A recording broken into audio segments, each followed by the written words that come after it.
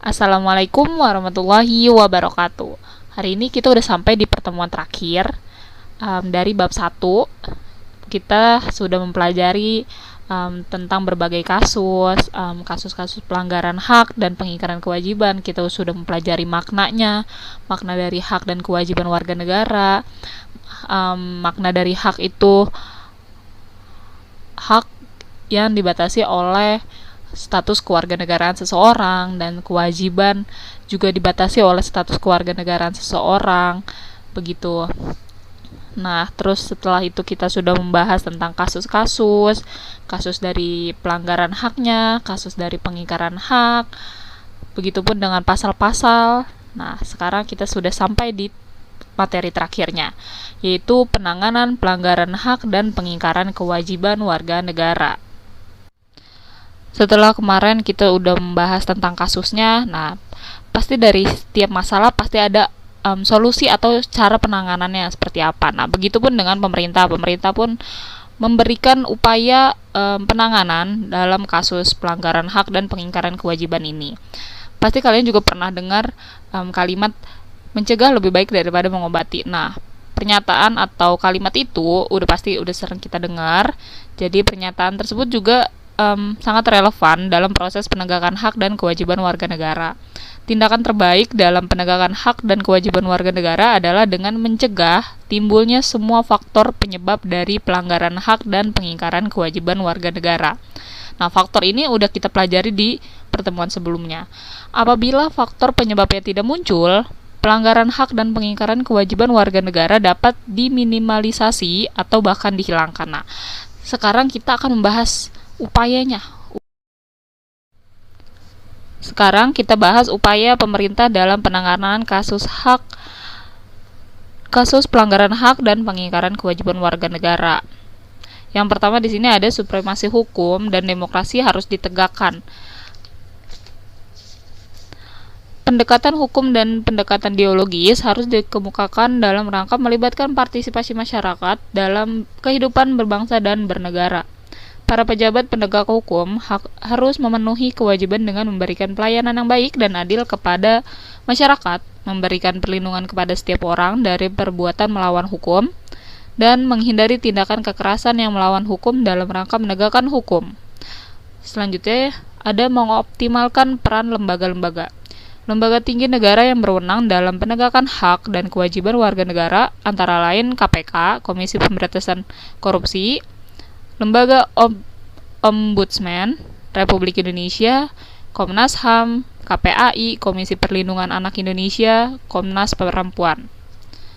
Selanjutnya ada juga meningkatkan kualitas pelayanan publik untuk mencegah terjadinya berbagai bentuk pelanggaran hak dan pengingkaran kewajiban warga negara oleh pemerintah. Selanjutnya ada juga meningkatkan pengawasan dari masyarakat dan lembaga-lembaga politik terhadap setiap upaya penegakan hak dan kewajiban warga negara. Selanjutnya, meningkatkan penyebaran luasan prinsip-prinsip kesadaran bernegara kepada masyarakat melalui lembaga pendidikan formal seperti sekolah, perguruan tinggi, maupun non-formal, kegiatan-kegiatan keagamaan, dan kursus-kursus. Selanjutnya, ada juga meningkatkan profesionalisme lembaga keamanan dan pertahanan negara. Sebenarnya masih ada satu lagi, Miss tambahkan, meningkatkan kerjasama yang harmonis antar kelompok atau golongan dalam masyarakat agar mampu saling memahami dan menghormati keyakinan dan pendapat masing-masing.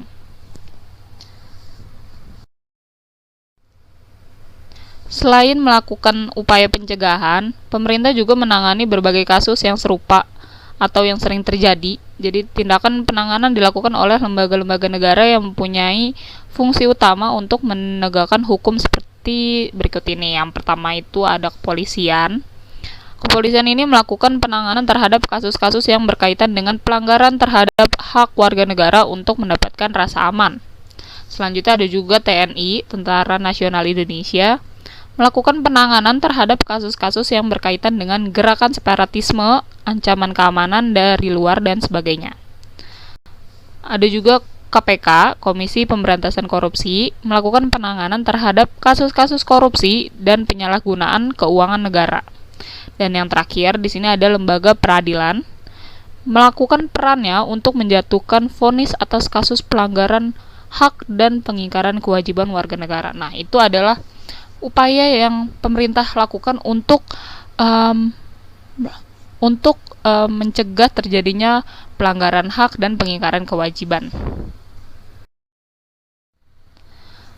Setelah tadi kita membahas tentang upaya yang dilakukan sama pemerintah, sekarang kita akan membahas tentang bagaimana cara membangun partisipasi masyarakat dalam pencegahan terjadinya pelanggaran hak dan kewajiban warga negara. Jadi, bukan hanya sekedar pemerintah yang harus bergerak, tetapi masyarakatnya juga dapat bergerak untuk melakukan pencegahan itu sendiri. Jadi, upaya pencegahan dan penanganan pelanggaran hak dan kewajiban pengingkaran kewajiban warga negara tidak hanya dilakukan oleh pemerintah, melainkan diperlukan partisipasi dari warga negara sendiri. Nah, partisipasi masyarakat dalam mencegah terjadinya pelanggaran hak dan kewajiban warga negara dapat dilakukan di lingkungan keluarga, sekolah, lingkungan masyarakat, dan lingkungan bangsa dan negara. Kita akan membahas mulai dari lingkungan keluarga dulu.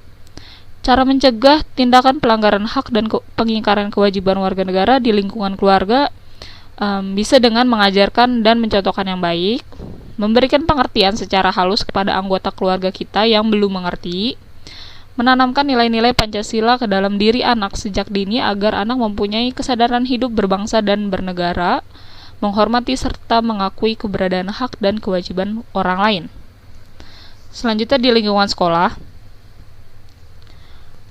mengoptimalkan pendidikan budi pekerti kepada para siswa, menanamkan nilai-nilai Pancasila dalam diri siswa melalui kegiatan pembelajaran kewarganegaraan seperti yang saat ini kita lakukan melalui pembelajaran PKN. Selanjutnya ada juga menaati peraturan yang berlaku di sekolah, menghargai dan menghormati hak dan kewajiban setiap warga sekolah baik guru, sesama siswa maupun karyawan sekolah. Dan yang terakhir menumbuhkan kesadaran berbangsa dan bernegara melalui kegiatan upacara bendera. Selanjutnya kita bahas dari lingkungan masyarakat. Yang pertama, menumbuhkan kesadaran berbangsa dan bernegara di dalam diri anggota masyarakat, menghormati hak dan kewajiban setiap anggota masyarakat, mematuhi norma-norma dan aturan yang berlaku di lingkungan masyarakat, mengikuti kegiatan sosialisasi yang berlangsung di masyarakat, dan yang terakhir, membayar iuran kegiatan kampung tepat waktu. Dan yang terakhir,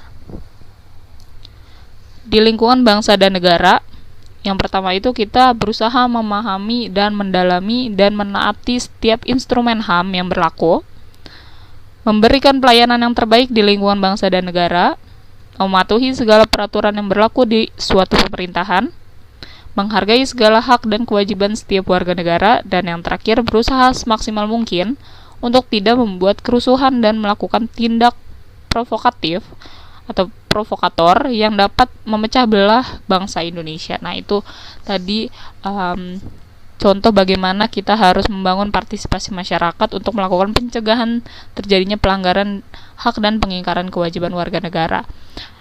Nah, sekian materi hari ini.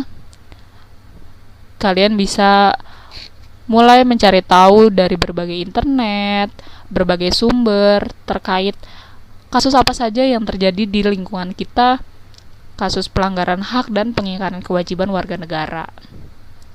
Sekian materi hari ini. Terima kasih. Assalamualaikum warahmatullahi wabarakatuh.